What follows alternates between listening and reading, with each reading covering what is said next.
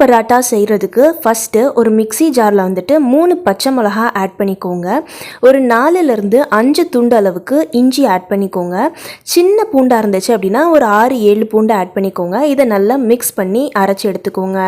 இப்போது கோதுமை மாவு நான் 2 கப்பு கோதுமை மாவு எடுத்திருக்கேன். அதுக்கு 1 டீஸ்பூன் அளவுக்கு உப்பு ஆட் பண்ணி அதை நல்லா உப்பு வந்து ஃபஸ்ட்டு தண்ணி ஊற்றுறதுக்கு முன்னாடி உப்பு வந்து நல்லா எல்லா பக்கமும் போகிறதுக்காக பிசைஞ்சு விட்டுறணும். தண்ணி ஊற்றிட்டீங்க அப்படின்னா வந்து அது கொஞ்சம் கஷ்டமாயிடும். இப்போ வந்துட்டு கொஞ்சம் கொஞ்சமாக வாட்டர் ஆட் பண்ணி நல்லா நெல்லுன்ற பதம், அதாவது சாஃப்ட் கன்சிஸ்டன்சியில் பிசைஞ்சுக்கோங்க. கொஞ்சம் தண்ணி ஊற்றாமலே பிசைஞ்சிங்கன்னா ரஃப்பாக இருக்கும். அப்பப்போ தண்ணி நல்லா தாராளமாக ஆட் பண்ணி பிசைஞ்சிங்கன்னா இந்த மாதிரி ஒரு சாஃப்ட் கன்சிஸ்டன்சிக்கு வரும். லிட்ரலி இது வந்துட்டு ஒரு மைதா கன்சிஸ்டன்சியில் இருக்கும். இந்த ஸ்டேஜ் வந்ததுக்கப்புறமாட்டிக்கு மேலே ஆயில் அப்ளை பண்ணிட்டு அப்படியே உள்ளே வச்சு ஒரு 15லேருந்து 20 நிமிஷம் வந்துட்டு இந்த மாவை ஊற வச்சுடுங்க. இப்போ உள்ளே வைக்கிற ஸ்டஃபிங் ரெடி பண்ணிடலாம். அடுப்பை ஆன் பண்ணிவிட்டு ஒரு நல்ல கடாய் வந்து வச்சுக்கோங்க.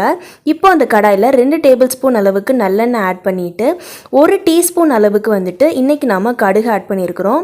உளுந்து ஆட் பண்ணியிருக்கக்கூடிய கடுகு சேர்த்து இருக்கும்ல, அதுதான் ஆட் பண்ணியிருக்கிறேன். 1/4 டீஸ்பூன் அளவுக்கு வந்துட்டு இந்த பெருங்காயம் சொல்லுவாங்கள்ல, நுணுக்குனது, அதை ஆட் பண்ணிக்கோங்க. ஒரு 1/2 டீஸ்பூன் அளவுக்கு மஞ்சள் பொடி ஆட் பண்ணிவிட்டு ஒரு கரண்டி போட்டு எல்லாத்தையும் நல்லா ஆயிலில் மிக்ஸ் பண்ணி விட்டுருங்க. இப்போது நம்ம அரைச்சி வச்சுருக்கிற பச்சை மிளகா இஞ்சி பூண்டை வந்துட்டு நல்லா இதில் ஆட் பண்ணிடுங்க. நல்லா அரைச்சதுக்கப்புறம் அந்த மிக்ஸி ஜாரை நல்லா கழுவி நல்லா தாராளமாகவே தண்ணி ஊற்றி ஆட் பண்ணிக்கோங்க. நல்லா தண்ணி ஊற்றினதுக்கப்புறம் பார்த்திங்கன்னா எனக்கு இந்த கன்சிஸ்டன்சியில் தான் இருக்கும். ஒரு 5 நிமிஷம் அதை கொதிக்க விட்டுருங்க. கொதிச்சுக்கிட்டு இருக்கையிலே வந்துட்டு 1 டீஸ்பூன் அளவுக்கு சால்ட் அதில் ஆட் பண்ணிக்கோங்க. நல்லா மிக்ஸ் பண்ணி அதை கொதிக்க விட்டிங்க அப்படின்னா அந்த ரா ஸ்மெல் வந்து அதிலிருந்து போயிடும். இப்போ வந்துட்டு ஒரு 3 உருளைக்கிழங்கு வந்துட்டு மீடியம் சைஸ் உருளைக்கிழங்கு நான் அவிச்சு அதை ஸ்மாஷ் பண்ணி வச்சுருக்கிறேன்.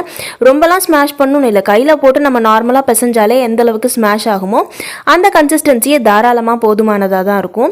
இப்போ அதை வந்துட்டு நல்லா வந்துட்டு எல்லா பக்கமும் அந்த எல்லோ கலர் வர மாதிரி நல்லா எல்லா பக்கமும் கரண்டியில் போட்டு மிக்ஸ் பண்ணிக்கோங்க.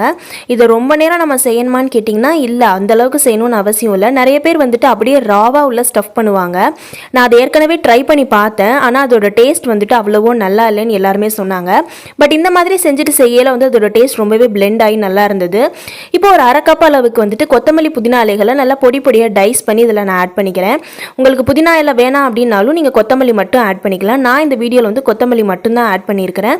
ஸோ எல்லா மிக்சரையும் ஒன்றா மிக்ஸ் ஆகி ஒரு நல்ல கன்சிஸ்டன்சிக்கு அது வந்ததுக்கு அப்புறமாட்டிக்கு நீங்கள் வந்து ஸ்டவ் ஆஃப் பண்ணிடலாம். அண்ட் இதை நம்ம பராத்தாஸ் வந்து ஈஸியாக செய்கிறதுக்கு ஒரு ட்ரிக் நான் வந்து வச்சிருக்கிறேன். ஃபுல் வீடியோ பார்க்குறதுக்கு முன்னாடி இந்த வீடியோ பிடிச்சிருந்தா லைக் பண்ணிவிட்டு சேனலை சப்ஸ்கிரைப் பண்ணிடுங்க. இப்போ என்ன பண்ண போகிறோம் அப்படின்னா 5 நான் வந்து கோதுமை மாவு உருட்டி இருக்கிறேன். அதனால என்னோட ஸ்டஃபிங்கே வந்துட்டு நான் 5 வந்து உருட்டி வச்சிருக்கிறேன். இந்த மாதிரி முதல்ல நீங்கள் ப்ரிப்பேர் பண்ணி வச்சுக்கோங்க. இப்போ வந்துட்டு சப்பாத்தி கட்டையை நீங்கள் எடுத்துக்கோங்க. ஒரு லேயர் ஆயில் அப்ளை பண்ணிவிட்டு நீங்கள் வந்துட்டு என்ன பண்ண போகிறீங்க அப்படின்னா யூஸ்வலாக நம்ம தேய்க்கிற மாதிரி அதே மாதிரி தான் சப்பாத்தி இப்படி ஒரு தேய் அப்படியே ஃப்ளிப் பண்ணி போட்டு இப்படி ஒரு தேய் போட்டிங்க அப்படின்னாலே நம்ம சாஃப்டாக மாவு பிசைஞ்சு வச்சுருக்கிறதுனால ஏதோ அரையும் குறையுமா ஒரு ஷேப் கிடைக்கும். இப்போ ஒரு சப்பாத்திக்கு ஒரு பால் நம்ம உருட்டி வச்சிருப்போம் இல்லையா, அந்த பால் எடுத்து சென்டரில் நல்லா தட்டை மாதிரி தட்டி வச்சுட்டு இந்த ஸ்டேஜில் நம்ம என்ன பண்ண போகிறோம் அப்படின்னா ஏதாவது ஒரு கார்னர் எடுத்துக்கோங்க.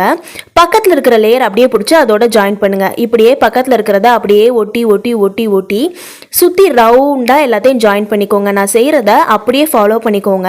ஏன்னா நீங்கள் உருட்டி அதுக்குள்ளே வச்சு அப்படி ஸ்டஃப் பண்ணுறீங்க, கச்சோரி மாதிரி ஸ்டஃப் பண்ணுறீங்க அப்படின்னா அது ரொம்பவே கஷ்டம். அண்ட் இந்த மாதிரி ஸ்டஃப் பண்ணையில் வந்துட்டு உள்ள எல்லாமே ஸ்டஃபிங்ஸ் எல்லாம் ஈஸியாக உள்ளே போயிடும். இப்போ அப்படியே ஃப்ளிப் பண்ணி வச்சு நீங்கள் கை வச்சு மேலே வந்து ப்ரெஸ் பண்ணிங்க அப்படின்னா ஏர் பபிள்ஸ் உள்ள ஃபார்ம் ஆகுறது இந்த வீடியோலேயே உங்களுக்கு நீங்கள் ஊற்று பார்த்தீங்கன்னா தெரியும். இந்த மாதிரி ஸ்டஃப் பண்ணையில் வந்துட்டு அந்த உள்ளே இருக்கிற ஸ்டஃபிங் வந்துட்டு என்ன ஆகும் அப்படின்னா எல்லா பக்கமும் நல்லா ஈவனாக ஸ்ப்ரெட் ஆகும். அண்ட் அது வந்து பார்த்திங்க அப்படின்னா உள்ள ஏர் பபிள்ஸ் க்ரியேட் ஆகுறதுனால நல்லா புசுன்னு சாஃப்டாக வரவும் செய்யும். இப்போ நம்ம என்ன பண்ண போகிறோம் அப்படின்னா இந்த மாதிரி லைட்டாக ப்ரெஸ் பண்ணி வச்சுக்கோங்க. நீங்கள் ப்ரெஸ் பண்ணையிலே அது ஒரு நீங்கள் யூஸ்வலாக சாப்பிட்ற சப்பாத்தி சைஸ்க்கு வந்துருச்சுன்னா நீங்கள் அப்படியே டவாவில் போட்டுடலாம். நாங்கள் யூஸ்வலாக இந்த சைஸில் சாப்பிட மாட்டோம். அதனால என்ன பண்ணுறேன், இந்த பட்டும் படாமல் தேய்க்கிறது சொல்லுவாங்கல்ல, அதுக்கும் வலிக்காம அந்த கட்டைக்கும் வலிக்காத மாதிரி லைட்டாக ரொம்பவே மைல்டாக நான் வந்து தேய்ச்சிக்கிறேன்.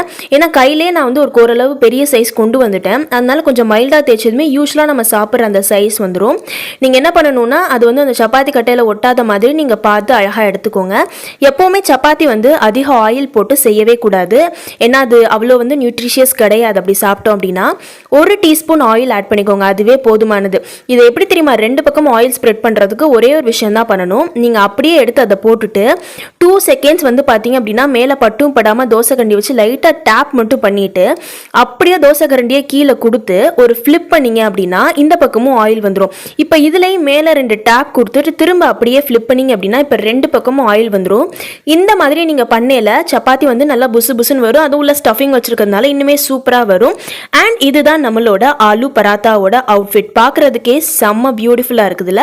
அவுட்புட் வந்து எனக்கு ரொம்ப பிடிச்சிருக்குது. அண்ட் நீங்களும் இதை வந்து ட்ரை பண்ணி பாருங்கள், கண்டிப்பாக உங்களுக்கு ரொம்ப பிடிக்கும். And it's very simple and easy. இந்த ரெசிபி உங்களுக்கு பிடிச்சிருந்தது அப்படின்னா யார் செஞ்சு தருவாங்களோ உங்களுக்கு ஷேர் பண்ணி விட்டுட்டு, அப்படியே இந்த வீடியோ பிடிச்சிருந்தது அப்படின்னா கண்டிப்பாக லைக் பண்ணிவிட்டு நம்ம ராஜமாதா கிச்சன் சேனலை சப்ஸ்கிரைப் பண்ணிக்கோங்க. இதுக்கு முன்னாடி வீடியோ செக்ஷனில் நம்ம நிறைய வீடியோஸ் போட்டிருக்கோம். பார்க்கல அப்படின்னா கண்டிப்பாக போய் ஷார்ட்ஸ் பேஜ், வீடியோஸ் பேஜ் எல்லாத்தையும் செக் பண்ணி பாருங்கள்.